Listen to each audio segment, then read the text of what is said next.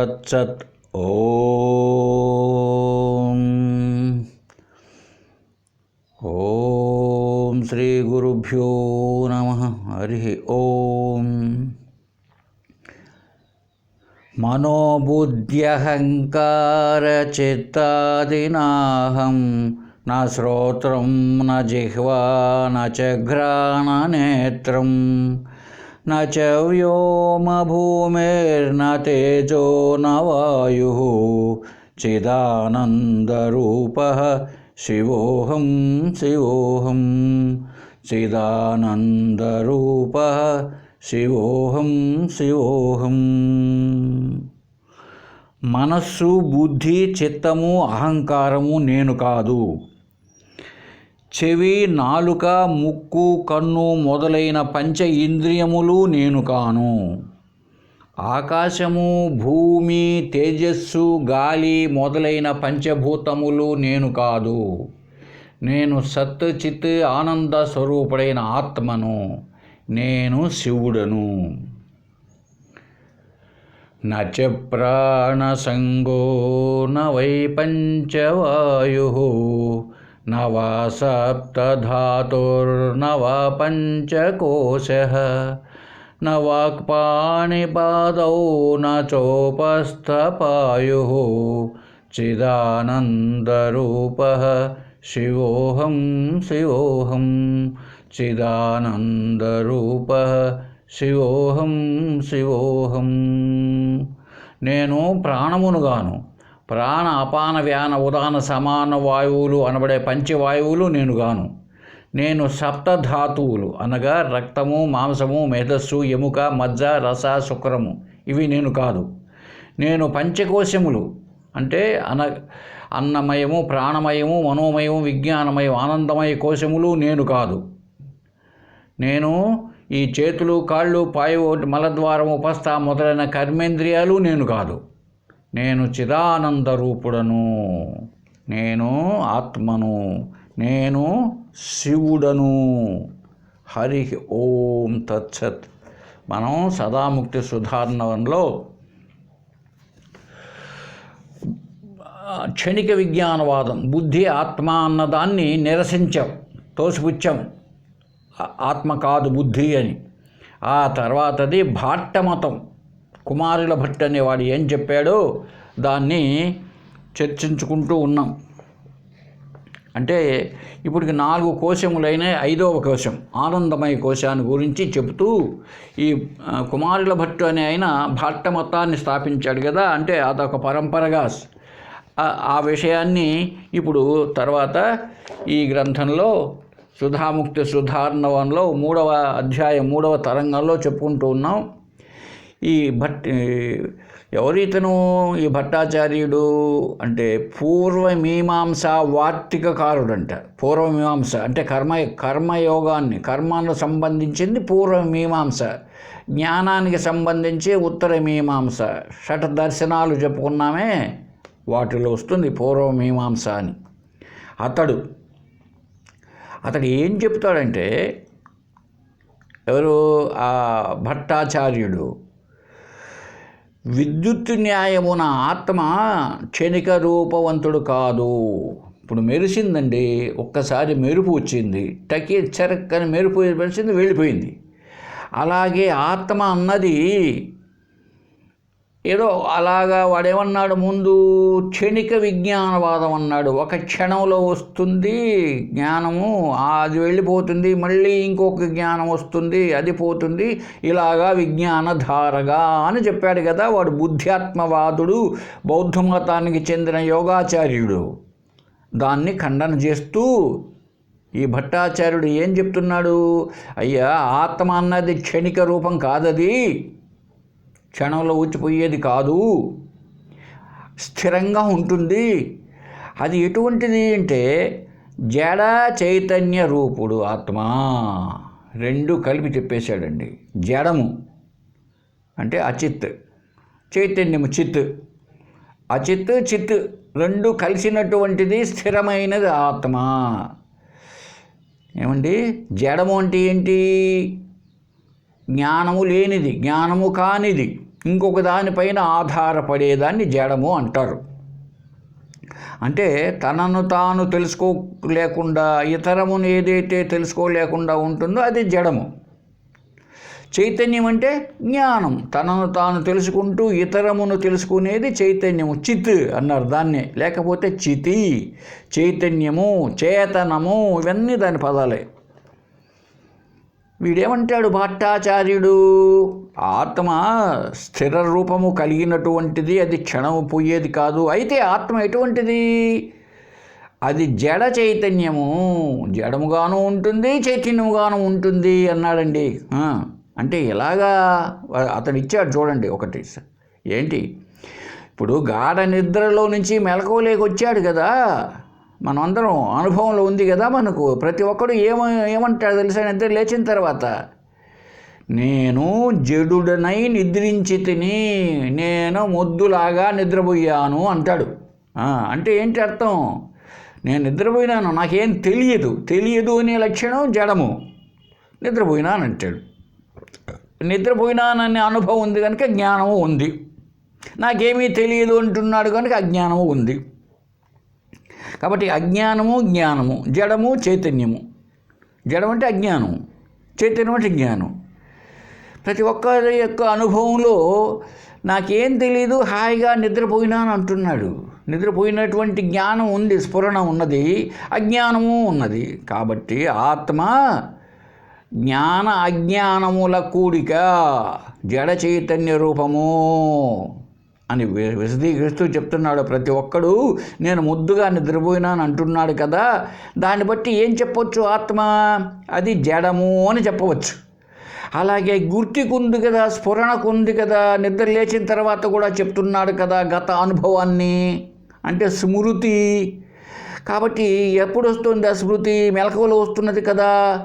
కాబట్టి ఏదైతే స్మృతి అంటున్నామో ఆ సుషుప్తి ఎందు జ్ఞానం ఏమీ ఉంది కదా, అలాగే కొనసాగి కదా చెప్తున్నాడు ఇక్కడ. కాబట్టి ఆ స్మృతికి హేతు అయినటువంటి జ్ఞానము సుషుప్తిలో ఉన్నది.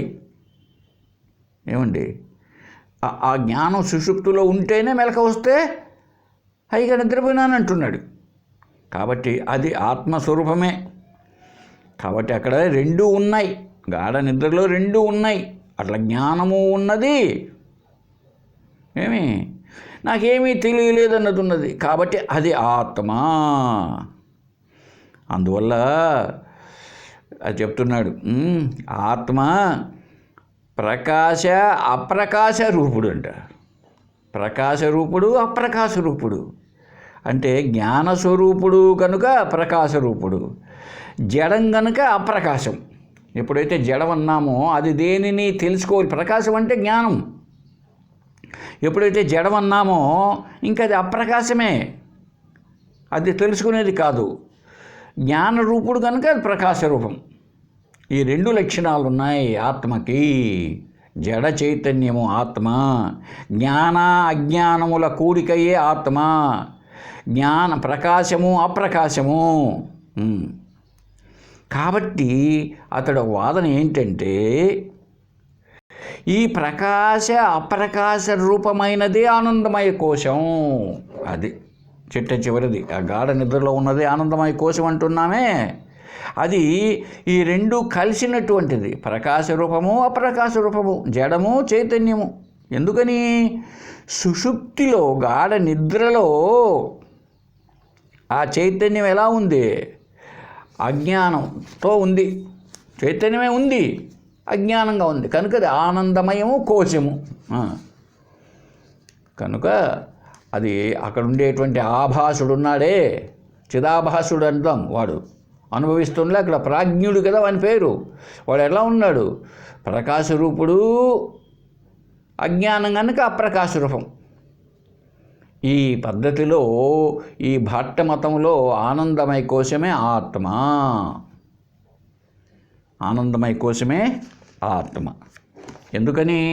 అదే అక్కడి నుంచే మెలకువలోకి వచ్చేస్తున్నాడు, గాఢ నిద్ర నుంచి, ఆనందమయ కోశములో నుంచే. కనుక ఆత్మ అన్నది జడము చైతన్యము అని సరే, మనం ఇంట్రడక్షన్ చెప్పుకున్నాం. గ్రంథంలోకి వెళితే ఏం చెప్తున్నాడో చూద్దామండి. 68వ శ్లోకంలో ఆత్మ అస్థిర రూపోస్తి జడచేతన రూపభృత్ నహి క్షణిక రూపీ స్యాత్ వైద్యుతాలతికే వశః. ఆత్మ చెప్తున్నాడు, ఎట్లా అర్థంది? స్థిర స్వరూపమైన ఆత్మ క్షణికం కాదు, స్థిర స్వరూపం. అయితే ఎట్లా ఉంది అది? ఆత్మ అస్థిర స్వరూపోస్తి కాదు, ఆత్మ అస్థిర స్వరూపం కాదు, ఆత్మ స్థిర రూపోస్తి జడచేతన రూపభృత్. అది ఆ ఆత్మ ఎలా ఉందయ్యా అంటే అది జడముగాను చైతన్యముగాను ఉన్నది. నహి క్షణిక రూపి, అది క్షణరూపంతో కాదు, స్యాత్ వైద్యుతాలతికేవశః. ఆ వైద్యుత విద్యుత్తులాగా కాదు, విద్యుల్లత అంటే మెరుపులాగా క్షణిక రూపం కాదు. ఇది చెప్తున్నారు కర్మిష్ఠులు. కర్మ అంటే పూర్వ మీమాంసకు సంబంధించినటువంటి వాళ్ళు. అంటే కర్మ వల్లనే మోక్షం అంటున్నారే పూర్వ మీమాంస వాళ్ళు చెప్పేది. కర్మయే మోక్షాన్ని తీసుకోబోతుంది అంటున్నారే, వాళ్ళ వాదన ఇది. ఆత్మ క్షణ విజ్ఞానం కాదది, అది స్థిరమైనది. అయితే ఎలా ఉన్నది అంటే జడ రూపంగాను ఉన్నది, చైతన్య రూపంగాను ఉన్నది, అజ్ఞానముగాను ఉన్నది, జ్ఞానముగాను ఉన్నది అని చెప్పాడు 68వ శ్లోకంలో. సరే, 69వ శ్లోకం చెప్తున్నాడండి. సుషుప్తే ఉత్తితో వక్తి మనుజ సుప్తవానహం జడ పరిమితివేతస్మాత్ జడ ఆత్మేతి గమ్యతే. ఇదే ఇంతకుముందే చెప్పుకున్నాం మన ఇంట్రడక్షన్లోనే. ఏం చెప్తున్నాడు? సుషుప్తి అవస్థలో నుంచి మేల్కొన్న మనిషి మనుజ సుప్తవానహం, నేను ఏమంటున్నాడు? బాగా జడముగా నిద్రించి తిని అని చెప్తున్నాడు. మొద్దులాగా పడిపోయినాను. జడ పరిమితివేతస్మాత్, నేను ఒక జడంలాగా ఉండిపోయినాను కనుక జడ ఆత్మేతి గమ్యతే, నేనే జడం కాబట్టి ఆత్మ జడము. నేను అన్నది మనమేమంటున్నాం? నేను అన్నది ఆత్మ లేక బ్రహ్మ అంటున్నాం. అహం ఏంటి? అహం బ్రహ్మ. వాడేమంటున్నాడు? అహం జడ. నేను జడ స్వభావం కలిగిన కంటే ఆత్మ అన్నది జడము, చైతన్యము లేదు దానికి అని మనకు నిశ్చయంగా అనుభవ రూపేణ కనపడుతున్నది అని చెప్తున్నాడు, వాదిస్తున్నాడు ఆ భట్టుడు, భట్టమతత్సుడు, భట్టాచార్యుడు. ఎందుకని? మన అనుభవంలోనే ఉందయ్యా. నేను నిద్రపోయినాను, నాకేమీ తెలియదు కాబట్టి తెలియదు అన్న అజ్ఞానమే కదా. అటువంటి దాని నుంచే కదా మళ్ళీ మెలక వస్తుంది మనకు. మెలక వచ్చిందంటే ఏంటి? జాగ్రత్త ప్రపంచం వస్తున్నది. జాగ్రత్త ప్రపంచం దేని నుంచి వస్తున్నది? నాకేమీ తెలియలేదు, హాయిగా నిద్రపోయినాను అనే స్థాయి నుంచి, అనేటువంటి సుషుప్తి అవస్థ నుంచి కదా మళ్ళీ మెలక వచ్చి జగత్తు వచ్చింది. కాబట్టి అది కారణం. ఏది కారణం? ఆ సుషుప్తి అవస్థ. సుషుప్తి అవస్థ, గాఢ నిద్ర ఎలా ఉన్నది? ఏమీ తెలియదు నాకు అన్న స్థితిలో ఉన్నది. Number 1 point. కనుక జడము. ఈ మెలకువకు కారణం ఎవరు అంటే, మెలకువ కంటే ముందు ఎవరున్నారు? గాఢ నిద్ర. గాఢ నిద్ర ఎలా ఉన్నది? అజ్ఞాన రూపేణా ఉన్నది. అజ్ఞానం అంటేనే జడం. కాబట్టి ఆత్మ అన్నది జడము అని అనుభవాన్ని బేస్ చేసుకొని వాడు అంటున్నాడు. తర్వాత 70వ శ్లోకంలో ఏం చెప్తాడు చూద్దాం. స్మృతిర్భవతి ఉత్థితస్య నభుంక్తం యన్న తత్ స్మృతి సుషుప్తావాత్మస్వరూప నచ అన్యత్ జ్ఞాన సాధనం.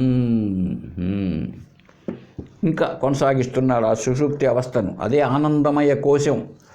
ఆనందమయ కోశం అనేదే గాఢ నిద్ర అనుభవంలో మనకు తెలియబడుతోంది. ఎట్లా ఉందంటే అది సుషుప్తి నుండి మేల్కొన్న వానికే స్మరణం కలుగుతున్నది, లేస్తూనే స్మృతి కలుగుతున్నది, జ్ఞాపకం వస్తున్నది. ఏమని? హాయిగా నిద్రపోయినాను అని. ఎప్పుడైతే మనకు స్మృతి లేక స్మరణం లేదా స్ఫురణ వస్తున్నదో, ఏదైనా ఏది జ్ఞాపకం వస్తుందండి? ఒకప్పుడు మనం అనుభవించినదైతేనే మనకు స్ఫురణ వస్తుంది. స్ఫురణ అండి, లేదా స్మరణ, జ్ఞాపకం, స్మృతి. ఇప్పుడు 1974 సంవత్సరంలో నేను మైసూరులో డిప్యుటేషన్ పైన ఉన్నాను 1 సంవత్సరం పాటు. ఇప్పుడు నాకు మరి ఇన్ని ఏండ్లు అయింది అక్కడ. ఆనాడు కాలేజీలు అంటే జీతంతో పాటే పంపించారు సెంట్రల్ గవర్నమెంట్ వాళ్ళు నన్ను అక్కడ. ఇక్కడిచ్చే జీతమే అక్కడ ఇస్తూ. సరే, అక్కడ మైసూరులో సెంట్రల్ ఇన్స్టిట్యూట్ ఆఫ్ ఇండియన్ లాంగ్వేజెస్లో ఉన్న సంవత్సరం. అక్కడ ఏమేమి జరిగింది, ఏ లెక్చరర్ ఏం చెప్పాడు, నేను ఎలా ఉండిపోయినాను సిటీలో అన్నదంతా కూడా నాకు జ్ఞాపకం ఉందే లేదా? ఇప్పటికీ ఉంది. అంటే ఏంటి అర్థం? ఒకప్పుడు నేను అనుభవించినదైతేనే ఇప్పుడు నాకు గుర్తుంటుంది. అంటే ఒకప్పుడు నా జ్ఞానములో ఏదైతే ఉన్నదో అదే ఇప్పుడు స్మరణకు వస్తుంది కదా. నాకు తెలియని విషయం అయితే ఎప్పుడు కూడా తెలియకపోతే అది ఎప్పటికీ జ్ఞాపకం రాదు. నీకు తెలియని దాని గురించి చెప్పమంటే చెప్తాడు ఎవడైనా? ఇప్పుడు చెప్పలేడు. కాబట్టి స్ఫురణ లేక స్మరణ వస్తున్నది అంటే గత అనుభవము, గత జ్ఞానంగా ఉంటేనే వస్తుంది. ఇప్పుడు మనం నిద్ర నుంచి మేల్కొన్నాం, నిద్రలోంచి బయటకు వచ్చాం. ఏమండి, ఆ నిద్ర ఎట్లా ఉన్నదో మనకు చెప్తున్నాం. అంటే ఏమిటి అర్థం? ఆ నిద్రను అనుభవించాం కదా మనం. సుషుప్తిలో ఆనందంగా నిద్రపోయానంటున్నావు కదా, అది జ్ఞాన అనుభవమే కదా, నీ తెలివిలో ఉన్నదే కదా. అది తెలివిలో లేకపోతే ఇప్పుడు ఎలా చెప్తావు నిద్రలేస్తూనే? కాబట్టి అది జ్ఞానం యొక్క అనుభవమే. అక్కడ హాయి అన్నది నీ జ్ఞానానికి తోచిందే లేదా? తోచింది. తోస్తే కదా నీ ఎరుకలో ఉంటే కదా ఇప్పుడు చెప్తావు. అది అనుభవంగా ఉంటేనే చెప్తావు, లేకపోతే చెప్పలేవు. కాబట్టి అక్కడ మెలక వస్తూనే ఆ అనుభవించిన నిద్ర విషయంగా నువ్వు చెప్తున్నావంటే ఆ అనుభవం నీకున్నది, అంటే ఆ జ్ఞానం నీకున్నది. అంటే ఏంటి అక్కడ అర్థం? ఆ ఆత్మస్వరూపమే. అక్కడ ఇంక వేరే ఏ జ్ఞానము లేదు, వేరే విషయ జ్ఞానం లేదు. హాయిగా నిద్రపోయినాను, హాయి అన్నది కనపడుతూ ఉన్నది, జ్ఞానంలో తోస్తున్నది. కనుక జ్ఞానానుభవమే ఉంది కానీ వేరే లేదు. ఇక రెండవది ఏదీ లేదు, నాకు ఇంకేం తెలియలేదంటాడు. కాబట్టి ఆ తెలివి ఉన్నది, నాకు ఇతరమేమీ తెలియలేదన్న అజ్ఞానము ఉన్నది. ఏ తెలివి ఉన్నది? హాయిగా నిద్రపోయిన అనుభవ జ్ఞానము ఉన్నది, నాకు ఇతరమేమీ తెలియలేదు అనేటువంటి అజ్ఞానము ఉన్నది గాఢ నిద్రలో. అదే ఆనందమయ కోశం అని పేరు పెట్టుకున్నామే మనం. ఈ రెండు ఉన్నాయి ఇక్కడ. ఏమండి, ఎవరు కొట్టాడుకున్నారండి పక్కింట్లో? నాకు తెలియదు అంటాడు. ఏం జరిగింది నాకు తెలియదు అంటాడు. కాబట్టి అజ్ఞానం ఉంది. హాయిగా నిద్రపోయినాను, హాయి అనేటువంటి అనుభవ జ్ఞానము ఉన్నది. కనుక ఆత్మ అనేది జ్ఞాన అజ్ఞానములు రెండు కలిసినటువంటి గాఢ నిద్ర ఆనందమయ కోసమే ఆత్మ. చూసారండి, ఇది వాదించబోతాడు వాడు 71వ శ్లోకంలో. చూద్దాం. సుషుప్తి సంస్థిత జ్ఞానం తస్మాత్ స్మరణ కారణం ఏతత్ ఆత్మస్వరూపం హి నాణ్యత్యేవేతి నిశ్చయం. ఇప్పుడు దీన్ని బట్టి మనం చెప్పవచ్చు, ఆ గాఢ నిద్రలో జ్ఞానం ఉంది కదా, అజ్ఞానం ఉంది, అదంతా ఆత్మస్వరూపమే. ఎందుకని ఎలా చెప్తావు ఆత్మస్వరూపమని? మెలక వస్తూనే జాగ్రత్త అవస్థలో అదంతా నీకు గుర్తుండిపోతున్నది, నీ జ్ఞానంలోనే ఉన్నది. అజ్ఞానం కానీ జ్ఞానం కానీ అది కాస్త మెలక వస్తూనే అది తెలియబడుతుంది. కాబట్టి ఆత్మ అంటే ఏమన్నారు మీరు అద్వైతులు? సత్ అన్నారు. ఇప్పుడు అది ఉన్నదే కదా, ఎక్కడ? గాఢ నిద్రలో మెలకువలోకి వచ్చింది, అదే జ్ఞాపకం వచ్చేసింది. కాబట్టి దాన్ని మనం సత్ అనొచ్చు. ఎందుకు? గాఢ నిద్రలో అదే ఉన్నది, మెలకువలో కూడా అదే ఉన్నది. కాబట్టి ఆత్మ సత్ ఒప్పుకుంటాం. అయితే ఏది ఆత్మ? జ్ఞానము అజ్ఞానము. జడము చైతన్యం, ఇది ఆత్మ. ఏమి జడ చైతన్యాలు కలిస్తేనే ఇది, అది కొనసాగుతూ ఉన్నది. గాఢ నిద్రలో ఉన్నది, మెలకువలోనూ ఉన్నది. మెలకువలో కూడా వికల్పముగా అదే ఉంది, ఆత్మే. ఇక్కడ కూడా ఏం చేస్తున్నాడు ప్రతి ఒక్కడు మెలకువలో కూడా? ఏమయ్యా నీకు మలయాళ భాష తెలిసినా తెలియదు, తెలుగు భాష తెలిసినా తెలుసు. ఇదే కదా, రెండు ఉన్నాయి. అజ్ఞానం ఉంది, జ్ఞానం ఉంది. గాఢ నిద్రలో కూడా తన స్వరూపం ఏమిటో, తను ఆనందంగా నిద్రపోయింది, తనకు ఉంది, అనుభవంలో ఉన్నది, ఏమీ తెలియలేదన్న అనుభవం ఉన్నది, ఆ జ్ఞానం ఉన్నది. ఆ జ్ఞానమే ఆత్మ.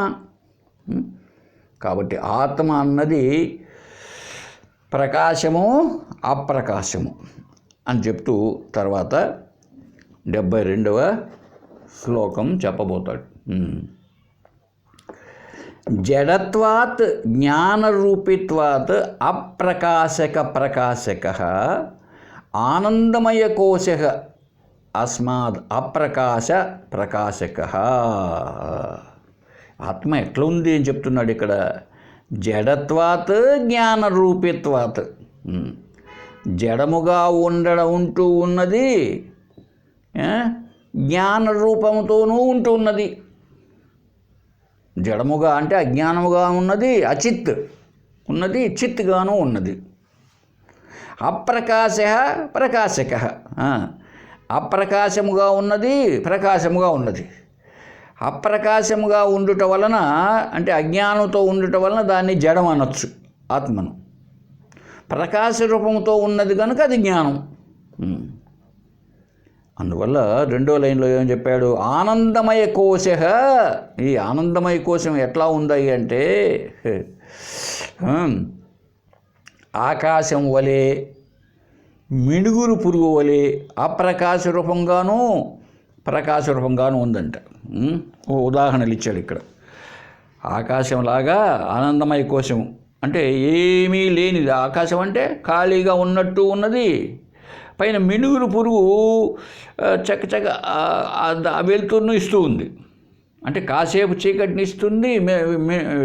మిణుగురు పురుగు చూసింటారు మీరు, రాత్రిపూట చకచకచక అంటూ ఉంటుంది.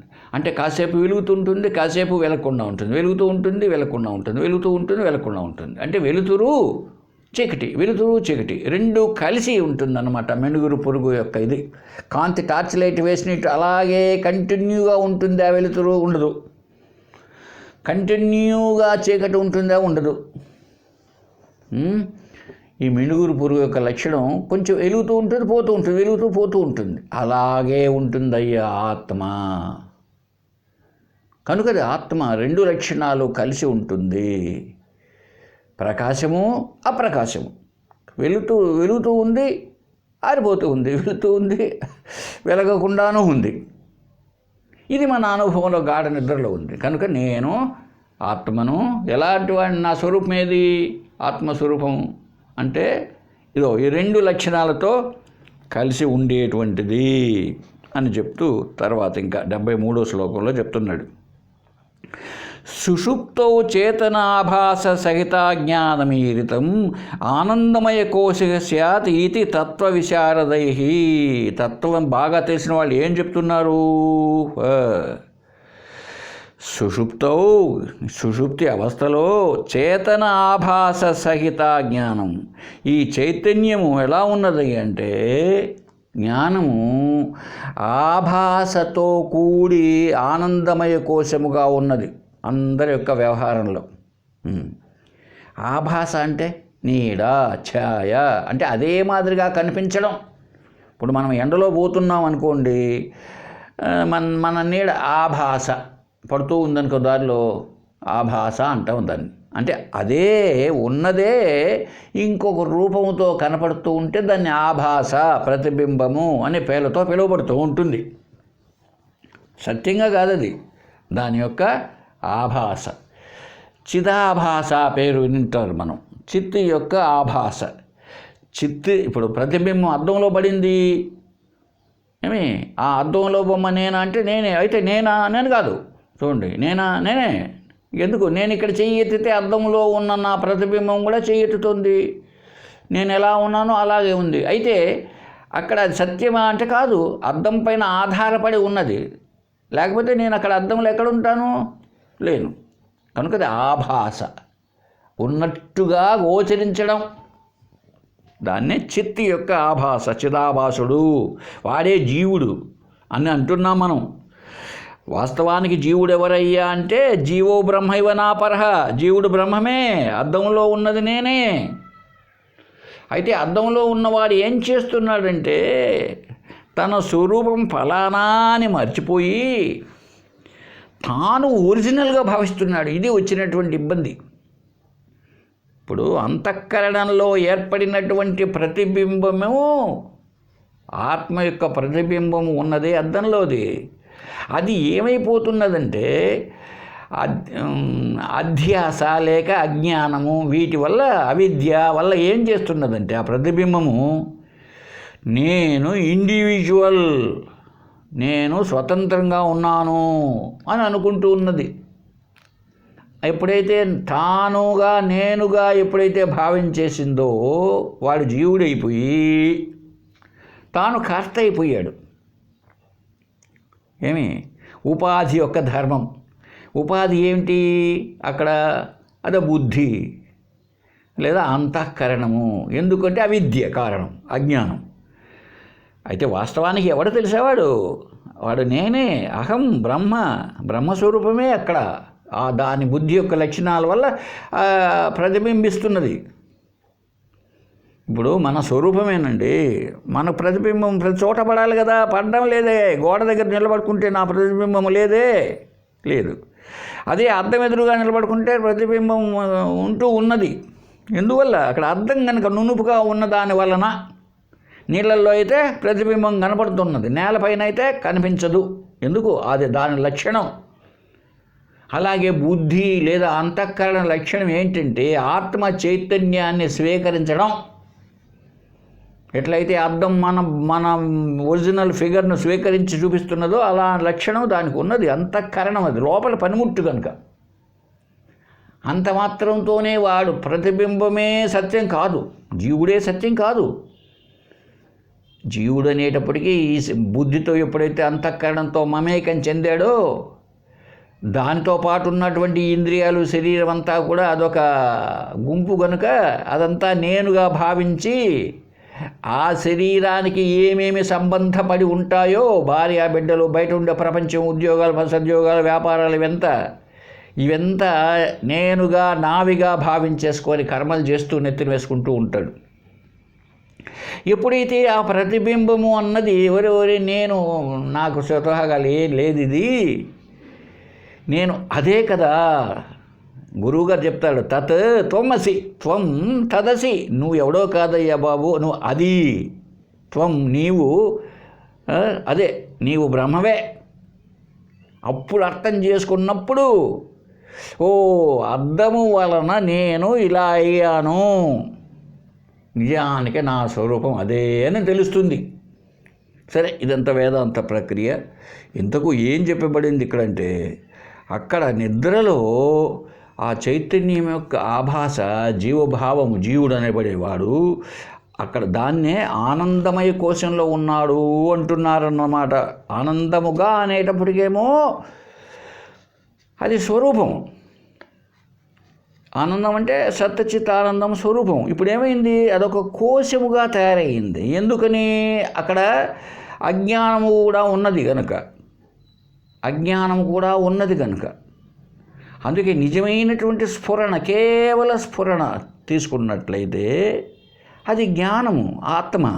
ఇప్పుడు ఏమైంది? అజ్ఞానంతో కలిపి ఎప్పుడైతే ఉన్నదో ఆత్మను ఏమిగా చెప్పాడు వీడు భట్టాచార్యుడు కుమారుల భట్టికి సంబంధించినటువంటి వాదనలో? ఆత్మ అన్నది జడము, చైతన్యము రెండుగా చెప్తున్నాడు. మనమైతే అద్వైతం లేవంటాము, ఖండన చేస్తాము, తప్పు అయ్యేది. అజ్ఞానము కూడా జ్ఞానానికి తెలియబడుతున్నది. నాకు ఏమీ తెలియలేదు అన్నది నాకు తెలిసింది. తెలిసి కదా చెప్పే నీకు. హాయిగా నిద్రపోయినాను, తెలిసి స్ఫురణ ఉంది నాకు జ్ఞప్తి. ఏమీ తెలియలేదు అన్న స్ఫురణ ఉంది లేదా? లేకపోతే ఏంటో చెప్తా, ఆ స్ఫురణ ఆత్మ. సరే, అది ఆ తర్వాత ఖండన చేసేటప్పుడు ఏం చెప్తాడో గురువుగారు చూద్దాం. ప్రస్తుతానికి అది చాలు. సరే, తర్వాత 74వ శ్లోకం చూద్దాం. ప్రకాశహీనం అజ్ఞానం ఆభాస సప్రకాశకః ఇది ఆనందమయ్యచేత్ ఆత్మాచ ప్రకాశ ప్రకాశకౌ. అదే చెప్తున్నాడండి. ఆ జ్ఞానం చూడండి, ఇది అక్కడ రెండు ఉన్నాయి కదా. గాఢ నిద్రలో అజ్ఞానం ఉంది, జ్ఞానం ఉంది కదా. ప్రకాశహీనం అజ్ఞానం. ఆ అజ్ఞానం ఎలా ఉంది? అప్రకాశంగా ఉన్నది, అంటే తెలివిహీనంగా జడముగా ఉన్నది. రెండున్నాయి చెప్పుకున్నామే ఇప్పుడు. తెలియని తరము ఉన్నది, అస్ఫురణ ఉన్నది. జ్ఞానం ఉన్నది, అజ్ఞానం ఉన్నది. అజ్ఞానం అన్నది ఎలా ఉంది? జడముగా ఉన్నది. ఇక ఆభాస ప్రకాశరూపంగా ఉంది. ఈ ఆత్మ యొక్క పరమాత్మ పరబ్రహ్మ యొక్క ఆభాస ఉన్నది, ప్రతిబింబము, అది ఎలా ఉన్నది? ప్రకాశంగా ఉన్నది. రెండూ ఉన్నాయి. అందువల్లనే అది ఏమైంది? ఇది ఆనందమయ చేత్, అది ఆనందమయ కోశంగా అయ్యేటప్పటికీ ఆత్మ కూడా ప్రకాశముగా అప్రకాశముగా కూడా ఉన్నది. ఆత్మ ప్రకాశంగా ఉన్నది, అప్రకాశంగా కూడా ఉన్నది. అంటే జ్ఞానముగా ఉన్నది, తర్వాత అది ఇంకా అజ్ఞానంగా కూడా ఉన్నది. కాబట్టి ఆత్మకు రెండు లక్షణం. ఆత్మకు మనం ఏమనుకున్నాం? సత్చిత్ ఆనందం అనుకున్నాం. ఇప్పుడు ఈ కుమారుల భట్టాచార్యులు చెప్పేది ఏంటంటే ఆత్మ లక్షణాలు అది కాదు, అది రెండు ఉన్నాయి, జడము చైతన్యము. అందుకే దాన్ని ఆనందమయ కోశం అంటున్నారు. ఈ ఆనందమయ కోశమే ఆత్మ, దీనికంటే ఇంకా వేరే ఏం లేదు. ఒక్కొక్కటి తొలగించుకుంటూ పోయాం. క్షణిక విజ్ఞానాన్ని ఆత్మ అనడానికి లేదు అని కూడా చెప్పాడు ఇతడు. ఎందుకు? ఆత్మ అనేది స్థిరంగా ఉంది, ఇది మార్పులు చెందేటట్టుగా ఏం లేదు.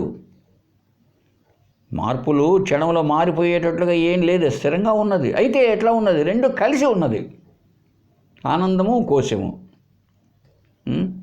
లేదా జడము ప్రకాశకం, అప్రకాశము ప్రకాశం, ఇలాగా ఉన్నది ఆత్మ. ఒకటే రెండు లక్షణాలు కలిగి ఉన్నది. ఎలాగైతే మినుగురు పురుగు రెండు లక్షణాలు కలిగి ఉంటున్నదో, అది కాసేపు వెలుతునిస్తుంది, కాసేపు చీకటినిస్తుంది, అలాగే ఉన్నది ఆత్మ. ఇది గాఢ నిద్రలో ఉన్నది, మన అనుభవంలో ఉన్నది కనుక ఆ గాఢ నిద్రావస్థలో ఉన్నదే, ఆ రెండుగా ఉన్నదే ఆనందమయ కోశం, అదే ఆత్మ ఏమండి అని చెప్పాడు భట్టాచార్యుడు. సరే, ఈ విషయాన్ని ఇంకా కొనసాగిస్తున్నాడు 75వ శ్లోకంలో.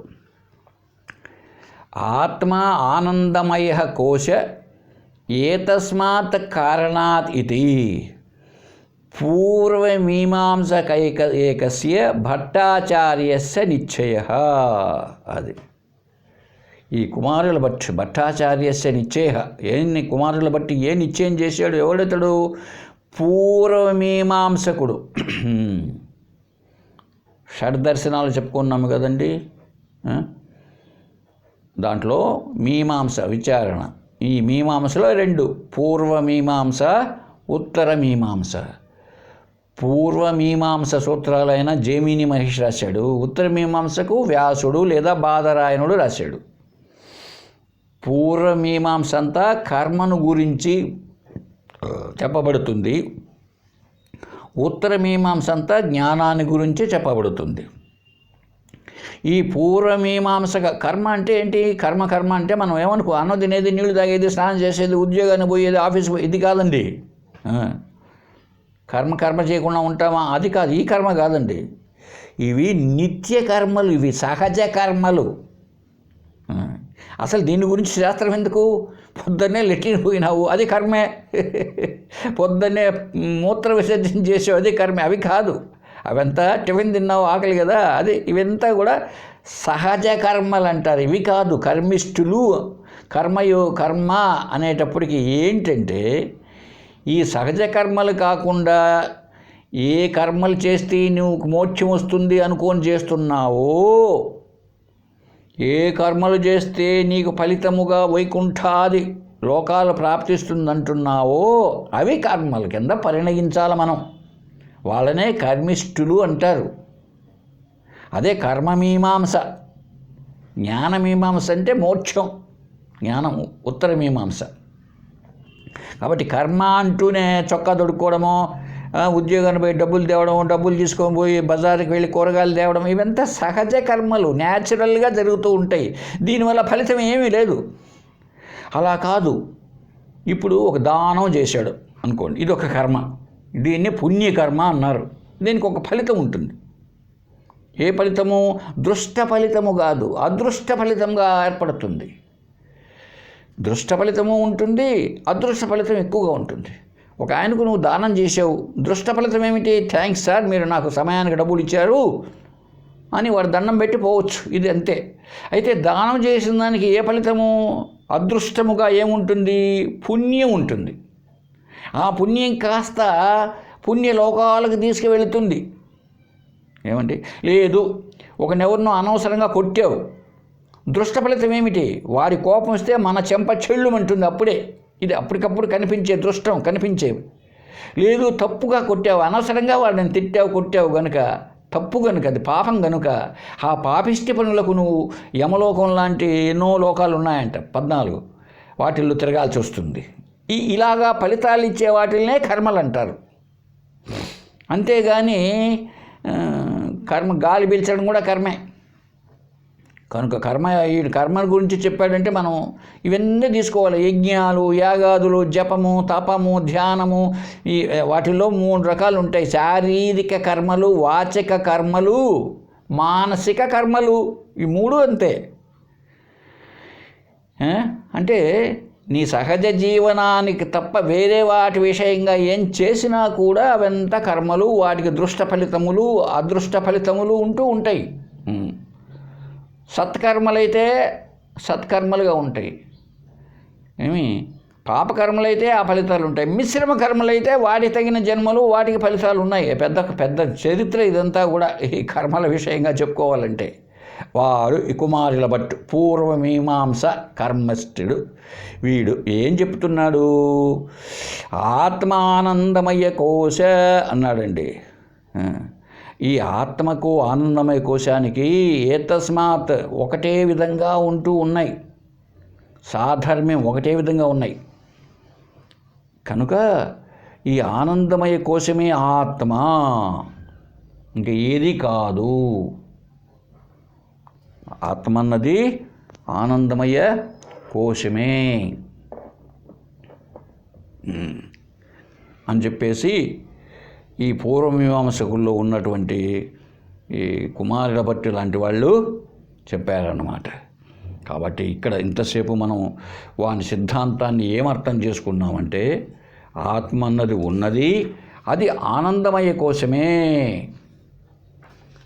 ఆనందమయ కోశం అంటే గాఢ నిద్రావస్థలో ఉన్నటువంటి మన అనుభవం, అదే ఆనందమయ కోశం. అంటే మళ్ళీ ఏంటో కాదు, ఏమీ తెలియబడలేదు, ఆనందంగా నిద్రపోయాను. ఆనమే ఆనందమయ కోశం. మనము ఒక్కొక్క కోశాన్ని వివరించుకుంటూ వచ్చాం. గతంలో కూడా గత ప్రవచనాల్లో కూడా ఆ వేదాంత బోధ వీటిల్లో బాగా క్లియర్గా వచ్చింది 5 కోశముల గురించి. అన్నమయ కోశము, ప్రాణమయ కోశము, మనోమయ కోశము, విజ్ఞానమయ కోశము, ఆనందమయ కోశము. ఈ ఆనందమయ కోశం దగ్గరకు వచ్చేసాం. చివరిది 5వది, లాస్ట్ది. అవి ఎంత పెద్ద లావు దుప్పట్లు. అన్నమయ కోశం అయితే పెద్ద ఇంత లావు కంబళి, ప్రాణమయ కోశం ఇంత లావు కంబళి. ఆ తర్వాత వచ్చేటప్పటికి మనోమయ కోశం షోలాపూర్ దుప్పటి, మందంగా ఉంటుంది. విజ్ఞానమయ కోశం దగ్గరకు వచ్చేటప్పటికి పల్సంది ఒక దుప్పటి, కొంచెం కనపడినట్టు ఆత్మ దుప్పటి. ఆనందమయ కోశం దగ్గరకు వచ్చేటప్పటికి ఇంకా పల్సని బట్ట, చివరిది. ఆనందం ఉంది, స్వరూపంగానూ ఉంది, బట్ అది జడముగానూ ఉన్నది, శూన్యముగానూ ఉన్నది, జ్ఞానవంతంగానూ ఉన్నది. ప్రపంచమే లేదు, బట్ నేనున్నాను. గాఢ నిద్రలో చూడండి, శరీరంతో మొదలుకొని శరీర మనోబుద్ధుల ధ్యాస లేదు, ప్రాపంచిక ధ్యాస, దేవుడనే ధ్యాస ఏం లేదు. అయితే నువ్వు లేవా? గాఢ నిద్ర నువ్వు లేవు, ఎందుకు లేను సార్, ఉండబట్టి కదా లేచింది అంటావు. అంటే ఇతర విషయాలు ఏవి కూడా నీకు గుర్తుకు లేకున్నా నువ్వు ఉన్నట్టు మాత్రం మనం ఉన్నట్టు తెలియబడుతున్నది. ఎవరు ఉన్నట్టు? నేనున్నట్టు. కాబట్టి అదే అహం బ్రహ్మాస్మి, అదే బ్రహ్మస్వరూపం. కేవల జ్ఞానమే తెలుసుకుంటూ ఉన్నది. ఆనందంగాను, దుఃఖమే లేదు. నేను పేదవాడిని కానీ, నాకు షుగర్ ఉందని కానీ, బీపీ ఉందన్నది కానీ ఏమీ లేదు.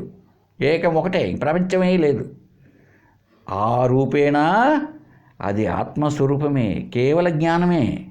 అయితే ఇతరం ఏమీ నాకు తెలియలేదు, నా స్వరూపం నాకు తెలియలేదు అంటాడు. ఆ తెలియలేనితనం ఉన్నది. ఆ తెలియలేనితనమే అజ్ఞానము లేదా జడము. అందువల్ల ఇతడేమంటాడయ్యా అంటే, ఆత్మ ఉన్నది జ్ఞానముగా, ప్రకాశముగా ఉన్నది. అయితే అప్రకాశముగా కూడా అదే ఉన్నది, 2 లక్షణాలతో ఉన్నది అక్కడ. కనుక అది ఆనందమయ కోశము. ఆనందమయ కోశమైపోయి దానికి ఈ 2 లక్షణాలతో ఉన్నది ఆత్మ అని. మనం ఏం చెప్తామంటే, కాదు ఆ జ్ఞానము. ఇప్పుడు చిన్న ఉదాహరణ ఎత్తుకో. అయ్యా, అదిగో ఆ ఎదురింట్లో రామయ్య ఉన్నాడు, చూచి రాపో పని ఉంది అని పిల్లవాడిని పంపించామనుకోండి. ఇక్కడి నుంచి పిల్లవాడు పోయి వచ్చి రామయ్య ఉంటే రామయ్య ఉన్నాడు అని చెప్తాడు. రామయ్య లేకపోతే రామయ్య లేడు అని చెప్తాడు కదా. చెప్పాడు అంటే అర్థం ఏమిటి? ఇప్పుడు చెప్తున్నాడు పిల్లవాడు, రామయ్య లేడు అన్నాడు. ఏమండి, రామయ్య లేడు అనేటప్పటికీ రామయ్య ఉన్నాడా లేడా తెలుసుకున్న జ్ఞానం ఉండి తీరాలి కదా. అలాగే రామయ్య ఉన్నాడు అన్నాడు అనుకోండి, రామయ్య ఉన్నాడు అని తెలుసుకొని చూచినటువంటి సాక్ష్యం ఉండాలి కదా. ఉన్నాడన్నా లేడన్నా తెలుసుకునేటువంటి జ్ఞానం ఒకటి ఉండి తీరాలి, అది ముఖ్యం. అలాగే గాఢ నిద్రావస్థలో హాయి అని తెలుస్తూ ఉన్నది, ఆనందంగా నిద్రపోయాను నేను అనేది తెలుస్తూ ఉన్నది. నాకు బయట ప్రపంచం ఏమీ తెలియలేదు అంటున్నాడు. కాబట్టి ఉన్నదాన్ని లేనిదాన్ని రెంటిని చెప్పేది ఏదో అది ఆత్మ అని మనం చెప్పబోతాం. తర్వాత చెప్తాడేమో చూద్దామండి. మనం ఊరికే చర్చించుకుంటున్నాం. కాబట్టి అన్నమయ్య ఈ ఆనందమయ కోశం ఆత్మ అని చెప్పాడండి. ఈ విషయాన్ని నెక్స్ట్కు ఈ 76వ శ్లోకం నుంచి శూన్యవాది, బౌద్ధ మతంలో శూన్యవాదం ఒకటి ఉంది, మాధ్యమిక బౌద్ధులోని. వాళ్ళు ఏం చేస్తారంటే ఉన్నది శూన్యమే అంటారు. ఎలాగయ్యా? ఏదో గాఢ నిద్రలో శూన్యమే కదా, ఏముంది, ప్రపంచం లేదు, దేవుడు లేదు, ఏం లేదు, నువ్వు లేవు, నువ్వు కూడా నీ శరీరం కానీ ఏమి లేవు. ఆ శూన్యవాది ఏం చెప్తాడు? ఆ శూన్యవాది ఏం చేస్తాడంటే ఇంతవరకు చెప్పినటువంటి ఈ భారత మతాన్ని కూడా ఖండిస్తూ వాడు తన శూన్యవాదాన్ని చేస్తాడనమాట. కాబట్టి ఈ భారత మతాన్ని శూన్యవాది ఏం చేస్తాడు? ఖండిస్తాడు. ఖండించి తాను కూడా అద్వైత మతం ద్వారా ఖండించబడతాడు. అది ఇంకా జరగబోయే శ్లోకాల్లో 76 నుంచి ఈ 14 శ్లోకాలు మిగిలి ఉన్నాయి కదా. మిగిలిన వీటన్నిటిలో ఈ భారత మతం తప్పు, ఆత్మ అంటే 2 లక్షణాలు ఎలా అవుతాయి ఇవి? ఒకే దానికి 2 లక్షణాలు ఉంటాయి. సూర్యుడు ఉంటే చీకటి ఉంటుందా? సూర్యుడు ఉన్నాడు, చీకటి 2 ఉంటాయి. వాడు ఏం చేశాడు? మినుగును పురుగును చూడ ఎంత అద్భుతంగా ఉందో. మినుగును పురుగును ఉదాహరణ తీసుకున్నాడండి. ఒకే దానికి 2 ఉన్నాయి కదా అని. బట్ సూర్యుని దగ్గర చూడండి ఒకసారి. సూర్యుని దగ్గరికి చీకటి ఉంటుందా? సూర్యుని దగ్గర చీకటి ఉండదు. అయితే మనకు రాత్రి ఏర్పడుతుంది, భూమి తిరుగుతుంది అంతే. మనం ఏమనుకుంటామంటే సూర్యుని దగ్గర చీకటి ఉంది, సూర్యుడు గుంకినాడు కాబట్టి చీకటి సూర్యుడికి కూడా ఉంది అంటాం. తప్పది. సూర్యుడు తిరగడం లేదు. సూర్యుడు ఎప్పుడు కాంతివంతమే. మన భూమి తిరగడం వల్ల దానికి ఎదురుగా వచ్చినప్పుడు ఎండ ఉంటుంది, ఎదురుగా లేనప్పుడు మనం చీకటిని అనుభవిస్తున్నాం, అంతే తేడా. అదే చెప్తూ ఉంటారే, వాడెవడో సూర్యుడు ఎప్పుడు కుక్కుతాడని పడవటం వైపుకు పరిగెత్తినాడంట. ఎంత దూరం పరిగెత్తినా సూర్యుడు వెలుగుతూనే ఉన్నాడు. సరే, ఈ విషయాన్ని తర్వాత క్లాసులో చెప్పుకుందాం. కాబట్టి భారత మతం అనేటువంటిది ఆనందమయ కోశమే ఆత్మ అని చెప్పడం జరిగింది. 5వ కోశమైన ఆనందమయ కోశమే ఆత్మ, గాఢ నిద్ర అవస్థలో ఏదైతే ఉన్నదో. అయితే ఆ ఆత్మ 2 రకాలుగా ఉన్నది అని ఈ పూర్వమీమాంసకుడు చెప్తాడు. దాన్ని నెక్స్ట్కు ఖండించడం ఉంటుంది, చూద్దాం. ఓం తత్సత్. ఓం పూర్ణమదః పూర్ణమిదం పూర్ణాత్ పూర్ణముదచ్యతే పూర్ణస్య పూర్ణమాదాయ పూర్ణమేవావశిష్యతే. ఓం సర్వేషాం స్వస్తిర్భవతు. ఓం సర్వేషాం శాంతిర్భవతు. ఓం సర్వేషాం పూర్ణం భవతు. ఓం శాంతి శాంతి శాంతి. హరి ఓం తత్సత్. హరి ఓం తత్సత్.